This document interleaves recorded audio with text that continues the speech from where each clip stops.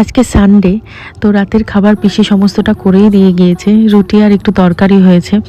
আমি এখানে পায়েসটা রান্না করছি। আসলে পায়েসটা না আমাদের গরমকালে খুব একটা হয় না বললেই চলে। শীতকালে আবার আমরা পায়েস বা দুধের এই সমস্ত খাবার খুব বেশি খাই। অনেক দিন পর আমি আজকে পায়েস রান্না করছি। আর এত মারাত্মক গরম পড়েছে, মাঝে মাঝে রান্না করছি আর পাশের ঘরে গিয়ে বসছি। আর কাল থেকে না শ্রীয়ের স্কুল স্টার্ট হয়ে যাচ্ছে। আসলে সামার ভ্যাকেশন চলছিল এতদিন, ওকে আমি 3-4 দিন ধরে বলেই যাচ্ছি যে তোমার কিন্তু মানডে থেকে স্কুল। ও বলছে না, স্কুল যাব না। আর স্কুলের কথা শুনলেই বিরক্ত হচ্ছে, ঠোঁট ফুলিয়ে কাঁদছে। আসলে আমরাও যখন ছোট ছিলাম এরকম অনেক দিন স্কুল বন্ধ থাকার পর যখন খুলতো এরকমই হতো। আমরাও স্কুল যেতে আমাদেরও ভালো লাগতো না। সত্যি কথা বলতে কি, ওর সাথে সাথে আমাদেরও রুটিনের চেঞ্জ হয়ে গিয়েছিল। দেরি করে ঘুমোতে যাওয়া, দেরি করে ঘুম থেকে ওঠা। কিন্তু এখন আবার পুরনো রুলসে ফিরে যেতে হবে।